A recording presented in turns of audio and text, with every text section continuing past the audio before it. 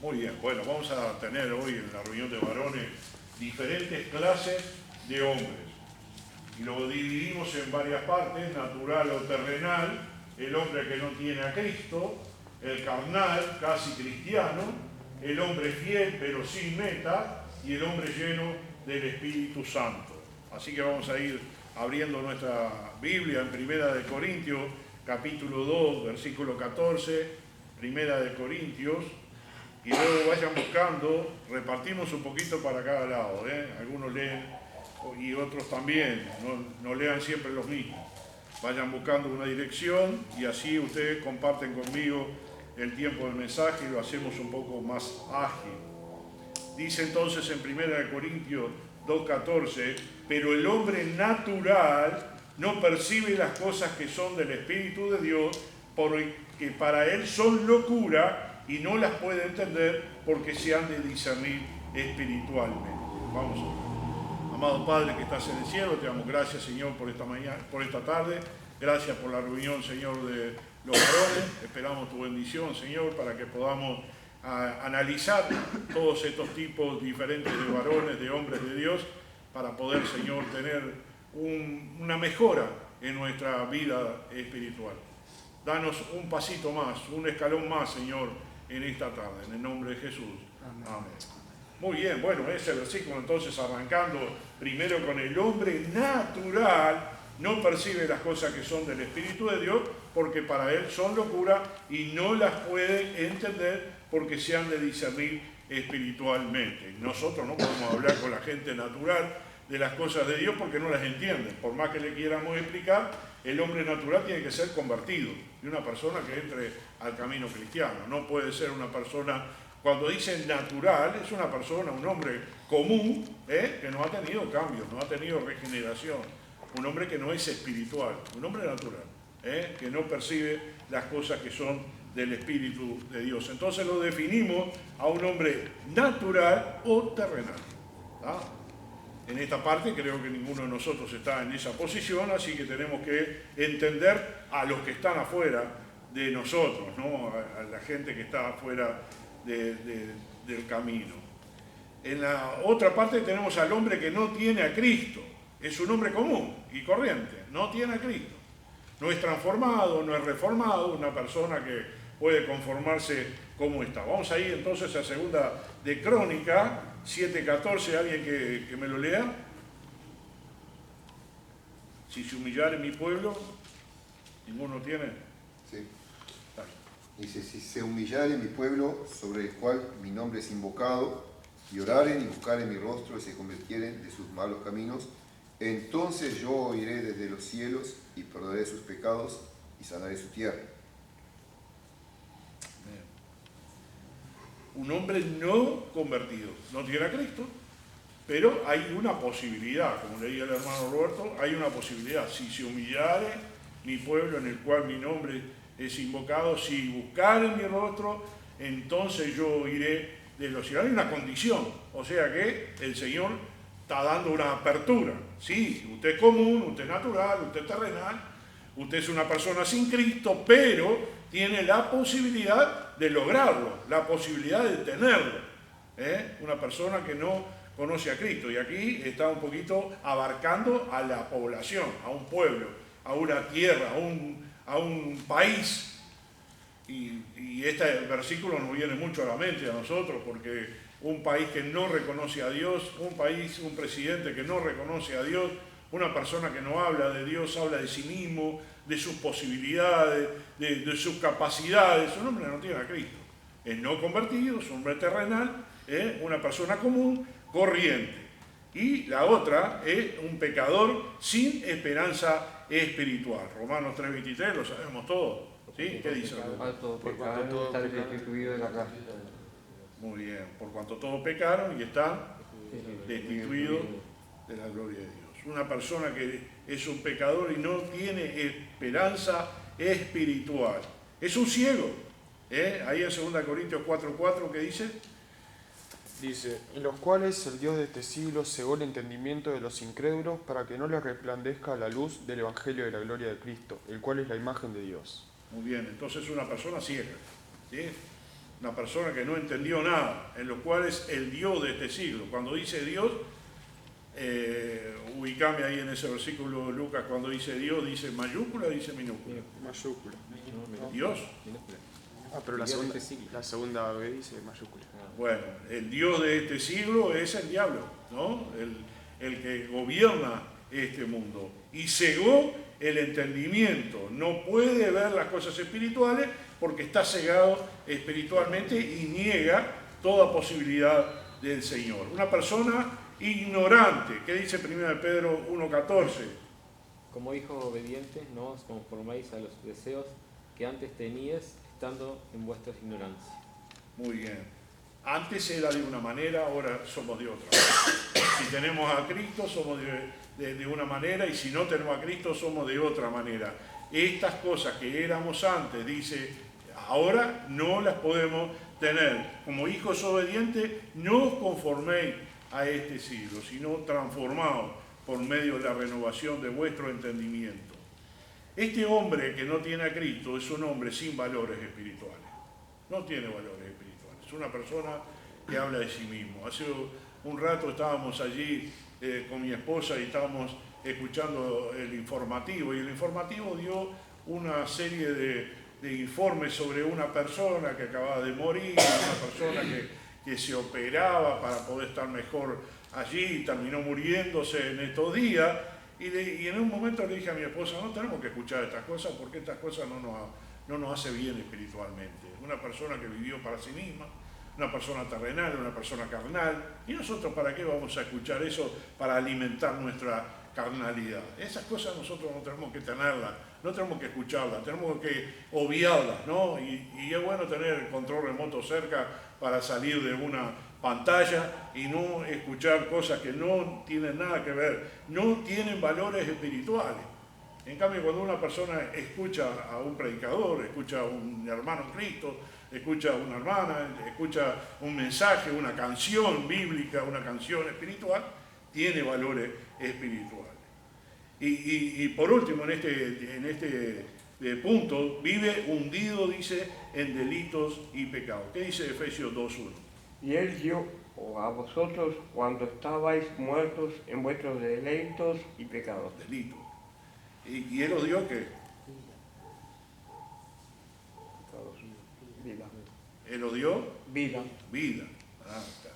Y él os dio vida a vosotros cuando estabais muertos en vuestros delitos y pecados. Una transformación necesita ese hombre que no tiene a Cristo. El próximo hombre que vamos a ver es un hombre carnal, un hombre casi cristiano. Es simpatizante. Viene a la iglesia, está apoyando la obra, puede ser una persona que asiste a la obra, lee la palabra, viene a las reuniones, habla muy lindo, pero su vida no tiene nada que ver con una vida de un cristiano. Es un hombre casi cristiano. Y ese cristiano cuando le conviene. Habla de Dios cuando le conviene, pero su vida no tiene nada que ver con el Señor. ¿Sabe una cosa?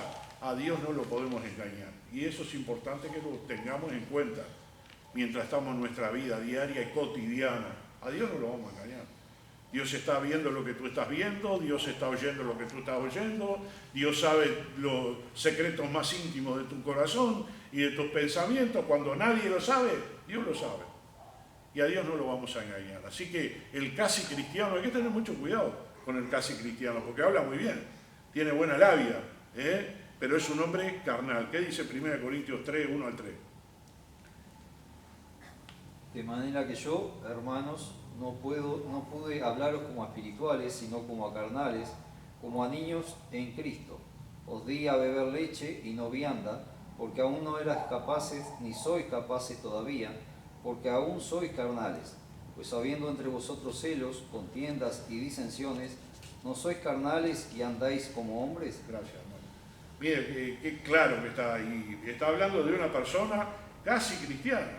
Dice, de manera que yo no pude hablarlo como a espirituales, sino como a carnales, como a niños en Cristo. Otra vez, ¿quién tiene que tomar leche? Una persona que es un niño. ¿Quién tiene que volver otra vez al principio? Un niño. Otra vez. No puede ser. Es impensado una persona mayor que estuviera en una casa con sus padres tomando una mema. No puede ser. ¿Cómo? No, purecito y lechita y todo lo demás, y un tipo de 40 años dentro de la casa de los padres. Eso no lo podríamos concebir. Tendríamos para tildar una cantidad de cosas para esa clase de personas. ¿Y qué pasa con una persona que vive 40 años en la iglesia y es casi cristiano? Que no da frutos de arrepentimiento, no tiene frutos de convertido, no tiene una palabra de exhortación, que no tiene una vida pura, una vida cristalina, una vida santa, una vida entregada, nunca sintió nada por hacer para las cosas del Señor. Es un casi cristiano. Leía el hermano ahí, odia beber leche y no vianda porque aún no eres capaz ni soy capaz todavía, porque aún soy carnal. Y eso es importante de tener en cuenta, hay que saber dividir las aguas. Si no sabemos dividir las aguas, no tenemos madurez espiritual. El casi carnal, una persona que puede hasta haber levantado su mano para recibir a Cristo como Salvador, puede haber orado una oración del pecador, puede haber venido a la iglesia fielmente durante mucho tiempo, puede leer la Biblia, puede hasta hablar bonito, pero su corazón no le pertenece a Dios. Tengamos cuidado con ese hombre que es una persona de doble sentido. Es la persona que vive una vida de sube y baja. ¿Y qué dice Apocalipsis 3:14? Por favor. Si no lo tienen, lo leemos todos juntos. 3:14. Sí, al 19.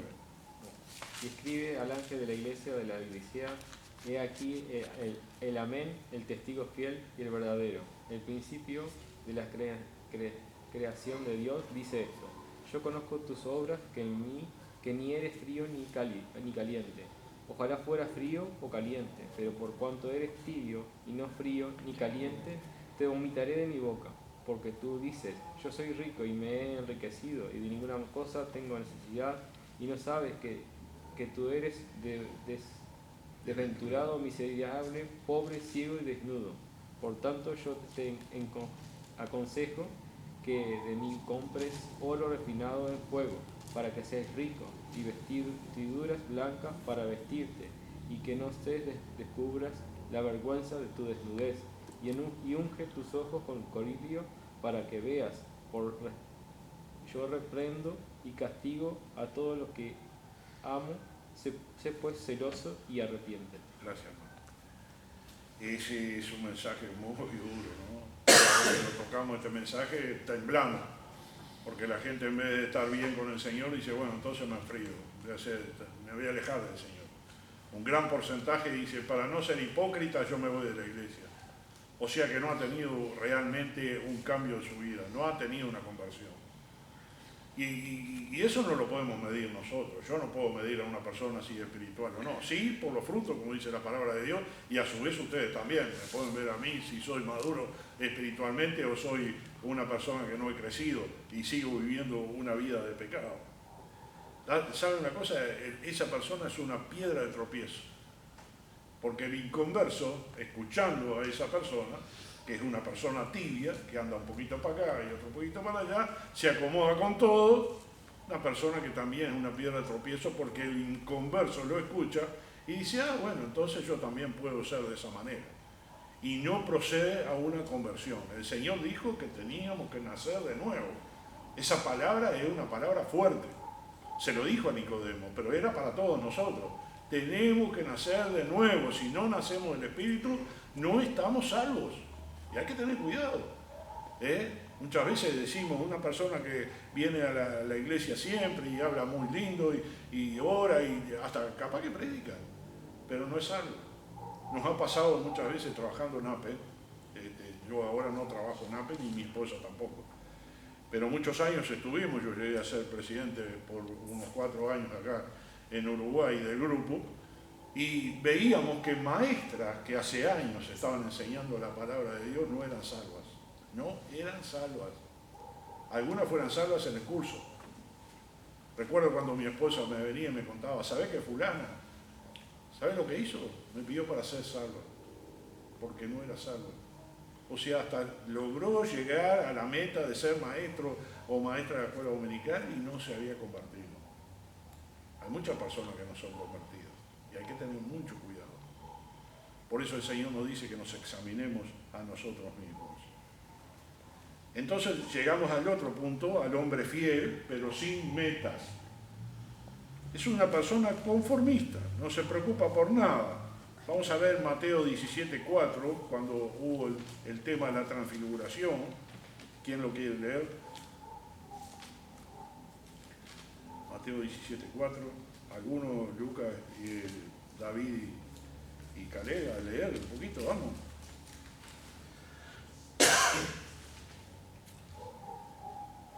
Vamos.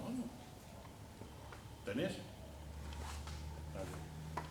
Entonces Pedro dijo a Jesús: Señor, bueno es para nosotros que estemos aquí. Si quieres que hagamos aquí 3 enramadas, una para ti, otra para Moisés y otra para Elías. Muy bien, gracias, Caleb. Este fue el momento de la transfiguración. Si se acuerdan de esa historia, había venido en un momento en el monte cuando el Señor estaba con nosotros, 3 discípulos allí en oración. Dijo: vamos a hacer 3 enramadas, una para ti, otra para Moisés y otra para Elías. No entendía nada Pedro por qué estaba hablando de esa forma y se conformó con que esto ya es lo máximo, ya llegamos al límite del éxtasis, ¿no?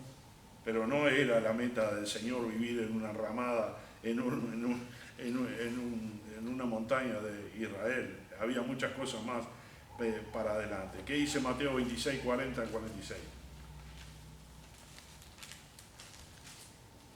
Ahora esperan uno por el otro. Vamos arriba. ¿Quién no leyó todavía? ¿Mateo cuánto? 26. No lo estás mirando en la pantalla acá. David.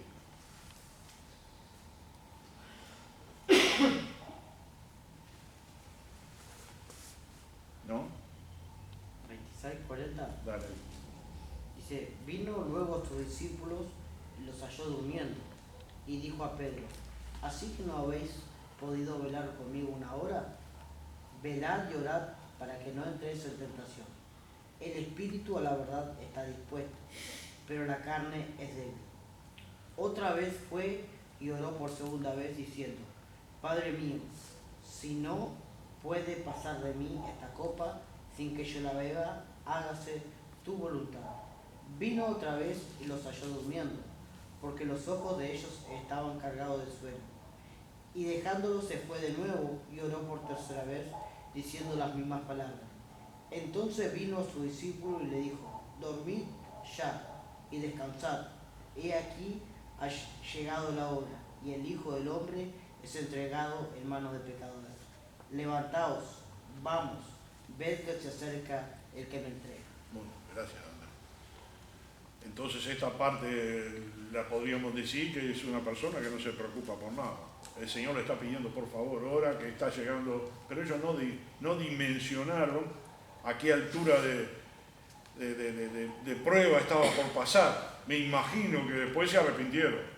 Después del tiempo habrán dicho: y el Señor nos pedía que oráramos y nosotros no oramos, y vino Judas y entregó al Señor y desapareció el Señor de nosotros y se terminó todo. Qué macana que nos metimos. ¿Por qué no oramos un poquito más? Me imagino que después serían buenos oradores, ¿no? Porque después habrán aprendido la lección. Y muchas veces nos pasa eso, ¿no? Nos dormimos orando, nos dormimos leyendo la Biblia, nos dormimos escuchando un mensaje, y eso es malo, es destructivo para nosotros.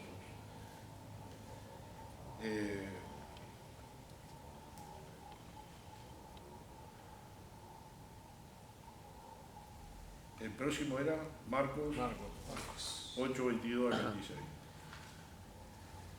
Dice: vino luego a Betsaida y le trajeron un ciego y le rogaron que le tocase. Entonces, tomando la mano del ciego, le sacó fuera de la aldea, escupiendo en sus ojos, le puso las manos encima y le preguntó si veía algo.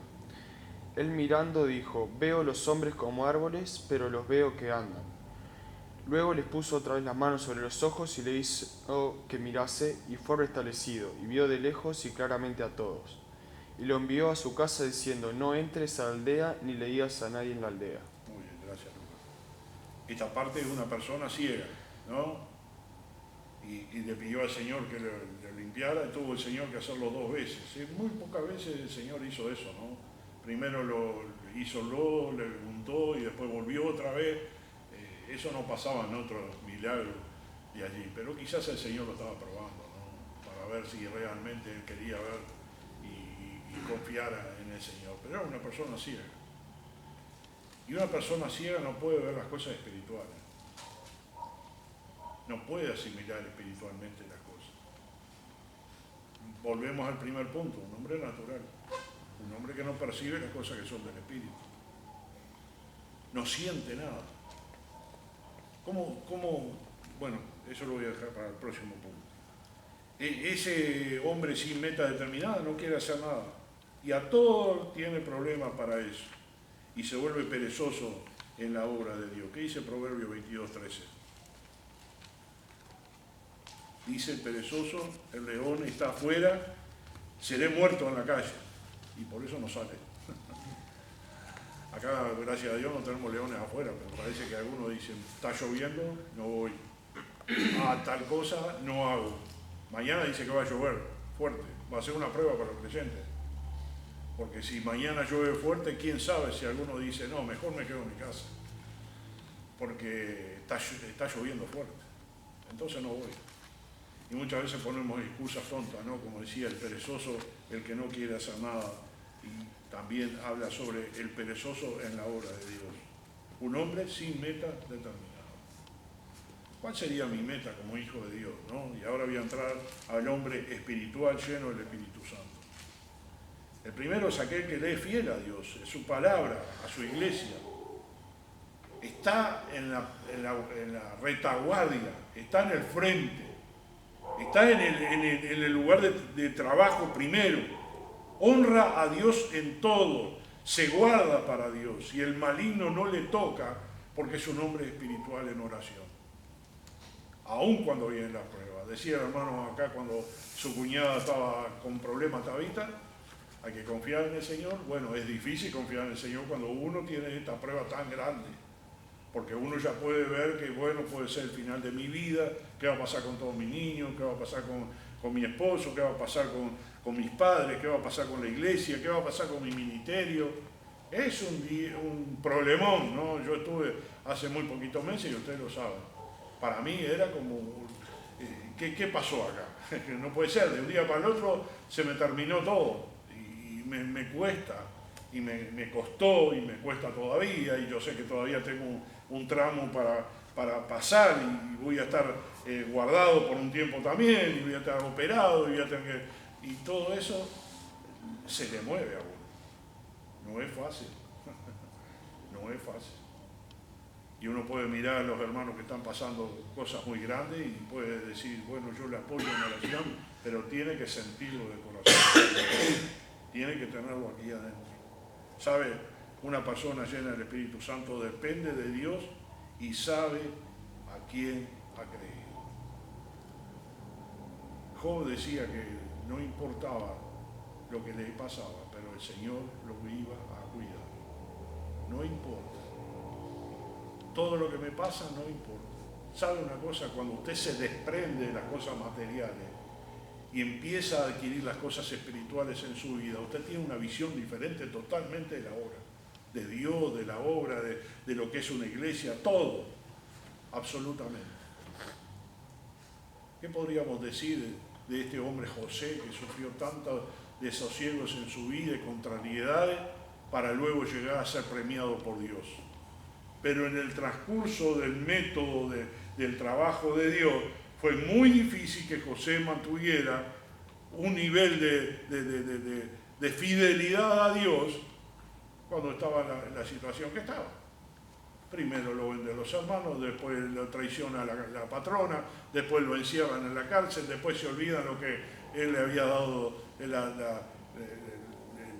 el sueño. Todos se olvidaron de él. Pero él no se olvidó de algo, no se olvidó de Dios. Y cuando estamos pasando por esos lugares de tormenta oscura, como dice Salmo 23, de sombra, de muerte. Son lugares terroríficos. No tenemos otra cosa que confiar en el Señor. El que está en el Espíritu Santo sabe en quién ha creído.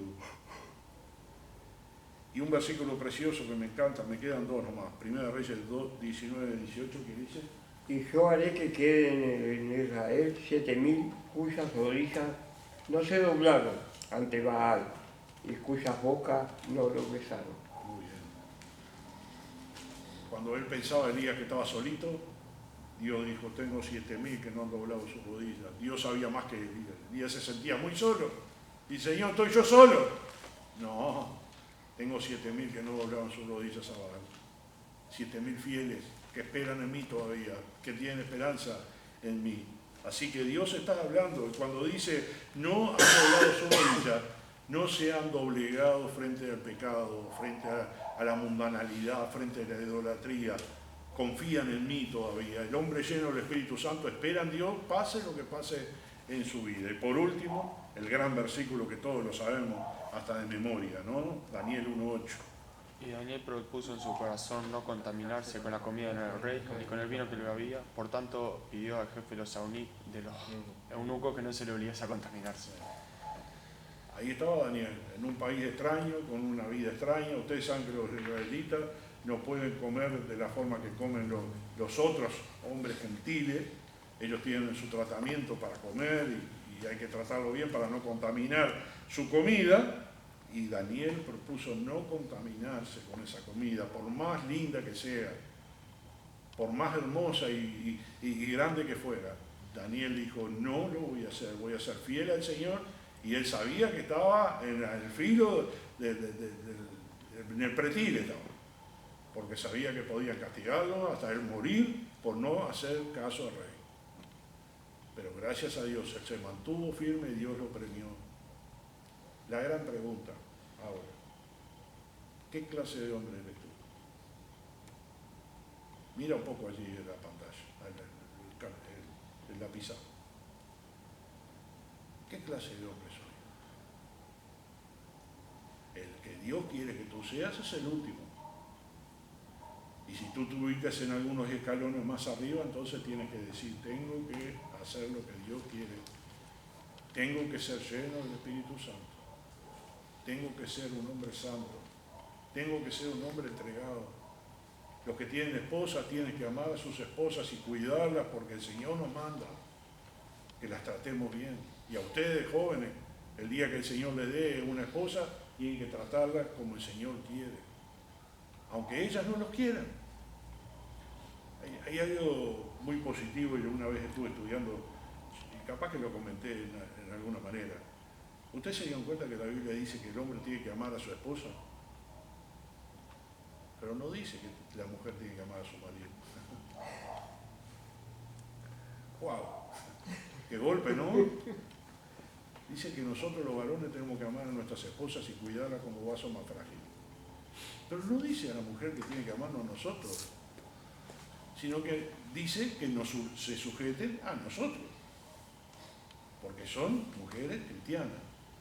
Y bueno, las mujeres cristianas tienen su mensaje, y el otro día cuando mi esposa les habló de las mujeres cristianas, el mensaje de ella fue muy bonito, yo lo escuché, y realmente fue bueno. Si la mujer cristiana se somete a su marido, y hoy día dicen: ni loca me voy a someter a mi marido, ni loca yo voy a obedecerla, porque ahí ya estaría rebelándome contra la sociedad. Pero qué lindo que es cuando el Señor nos habla en su palabra. ¿Y qué nos dice? Hombre lleno del Espíritu Santo. El hombre lleno del Espíritu Santo puso a Dios en primer lugar, a su familia después, a la iglesia después. El hombre lleno del Espíritu Santo es un hombre que se entregó a Dios y no importa las condiciones ni las cosas que le vienen en la vida. Un hombre lleno del Espíritu Santo es un hombre que primero prefiere al Señor en su vida. Te pregunto, ¿pones a Dios primero en tu vida? ¿Qué lugar ocupa Dios para ti? ¿Qué lugar ocupa Dios en la obra para ti? ¿Qué piensas tú de la iglesia y de tu lugar dentro de la iglesia? ¿Qué piensas? ¿Piensas que 40 años más vas a venir a la iglesia, a sentarte, si Dios te da la gracia de estar 40 años más, y no participar de nada, y no hacer nada, y estar mirando? ¿Sabe? Cada uno de nosotros tiene mucha participación, tiene que tener mucha participación, y tiene que tener un trabajo fuera de la reunión. El trabajo fuera de la reunión es prepararse. Se tiene que preparar en la música, se tienen que preparar himnos, se tienen que preparar los directores de la música, se tienen que preparar los mensajeros, los predicadores, las maestras, tienen que esforzarse para que el Señor dé fruto en el momento en que esté en la reunión. Nuestras reuniones son sencillas, terminan muy rápido, no llegamos capaz a 2 horas los domingos, y 3 horas las reuniones de hombres o mujeres o los jóvenes, y más nada, no tenemos más acción que esta, pero la preparación lleva mucho más tiempo. El otro día leía que una predicación lleva 40 horas en la semana para predicar 40 minutos. Y hay un trabajo atrás de eso, hay un esfuerzo detrás de eso, hay oración detrás de eso, y preparación, y gracias al Señor. El Señor nos dio ahora un lugarcito para poder estudiar y poder estar allí cerca de casa, ya que nos quedaba un poquito más distanciado de la iglesia, y un lugar que empiezo a amarlo, empiezo a apreciarlo, empiezo a quererlo, y es un lugar que ya con mi esposa lo estamos dedicando para estudiar, para las reuniones de la clase de los jóvenes, y es un lugar especial ya para nosotros, porque ahí está la palabra del Señor, ahí está el Señor, hay un silencio tremendo, ¿no? Y muy lindo, donde vivían mis nietos estos 9 últimos años que ellos vivieron. Es un hermoso lugar donde ya está consagrado para el Señor. Gracias, Señor, por ese lugar, porque en este lugar vamos a ir al cielo a orar y a pedirle al Señor que nos ayude y nos bendiga, y bendiga nuestro ministerio, y que esto funcione realmente. Y el Señor sabe que esto no es mío, nunca la iglesia es mía, la iglesia del Señor, y tenemos que hacer las cosas para la obra, y la tenemos que hacer de corazón. Dejémonos de personalismo en la iglesia, busquemos servir al Señor, y para servir al Señor es servir a los hermanos. ¿Cómo sirves a Dios? Sirviéndole. ¿Cómo hacía el Señor? Agarraba una palangana y lavaba los pies a los discípulos. Esto es lo que quiero que hagan. ¿Cómo servís al Señor? Sirviendo a los pobres, sirviendo a la viuda, sirviéndole al perdido, al afligido, al enfermo. Así servimos al Señor. Tiene que ser un lugar de refugio este lugar, una casa de oración, una casa de entrega, y una casa donde tú tienes que participar.